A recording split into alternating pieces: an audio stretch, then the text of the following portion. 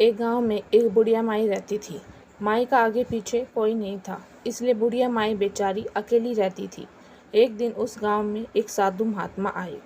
बुढ़िया माई ने साधु का बहुत ही प्रेम पूर्वक आदर सत्कार किया। जब साधु जाने लगे तो बुढ़िया माई ने कहा, महात्मा जी, आप तो ईश्वर के परम भक्त हैं। कृपा करके मुझे ऐसा आशीर्वाद दीजिए जिससे मेरा अकेलापन दूर हो जाए। अकेला रह रह कर ऊब चुकी हूँ। साधु मुस्कुराते हुए बोले, अपनी झोली में से बाल गोपाल की एक मूर्ति और निकाली और बुढ़िया माई को देते हुए कहा, माई ये लो, ये आपका बालक है। इसका अपने बच्चे की तरह प्रेम पूर्वक लालन पालन करती रहना। बुढ़िया माई बड़े लाड प्यार से ठाकुर जी का लालन पालन करने लगी। एक दिन गांव के कुछ शरारती बच्चों ने देखा कि माई मूर्ति को अपने बच्चे की तरह लाड कर रही है। नटखट बच्चों को माई से हंसी मजाक करने की सूझी। उन्होंने माई से कहा, अरे मैया सुन, आज गांव में जंगल से एक भेड़िया घुस आया है जो छोटे बच्चों को उठाकर ले जाता है और उसे मारकर खा जाता है। तू अपने लाल का ध्यान रखना, कहीं भेड़िया उसे उठाकर न ले जाए।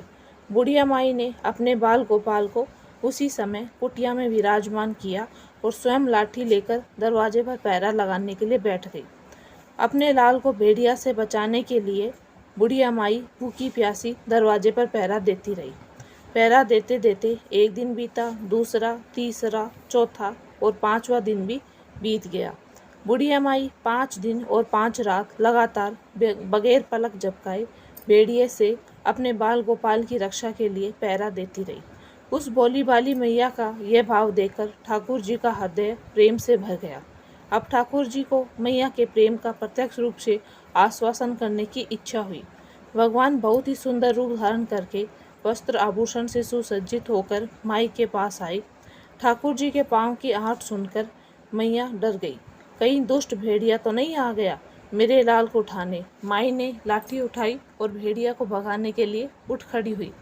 तब श्याम सुंदर ने कहा, मैया मैं ही हूँ, मैं तेरा वही बालक हूँ जिसकी तुम रक्षा करती हो। माई ने कहा, क्या, चल हट, तेरे जैसे बहू देखे, तेरे जैसे सैकड़ों अपने लाल पर नौछावर कर दूं। अब ऐसा मत कहना, चल भाग यहाँ से। ठाकुर जी मैया के इस भाव से और एक निष्ठा से देखकर बहुत ज़्यादा प्रसन्न हो गए। ठाकुर जी मैया से बोले, अरे मेरी भोली मैया, मैं त्रिलोकीनाथ भगवान हूँ, मुझसे जो चाहे वह वर मांग ले, मैं तेरी भक्ति से प्रसन्न हूँ।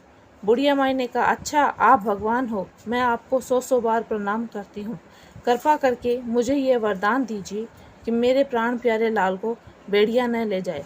अब ठाकुर जी और ज़्यादा प्रसन्न हो गए। बोले, तो चल मैया, तेरे लाल को और तुझे अपने निज धाम लेकर चलता हूँ, वहाँ भेड़िया के कोई भय नहीं। इस तरह प्रभु बुढ़िया माई को अपने निज धाम ले गए। इससे सीख, हमें अपने अंदर बैठे ईश्वरीय अंश को काम, क्रोध, लोभ, मोह और अहंकार रूपी भेड़ियों से रक्षा करनी चाहिए। जब हम पूरी तरह से तन्मय होकर अपनी पवित्रता और शांति की रक्षा करते हैं तो एक न एक दिन ईश्वर हमें दर्शन जरूर देते हैं। भगवान का पाने का सबसे सरल मार्ग यही है कि भगवान से प्रेम करो, निष्काम प्रेम करो।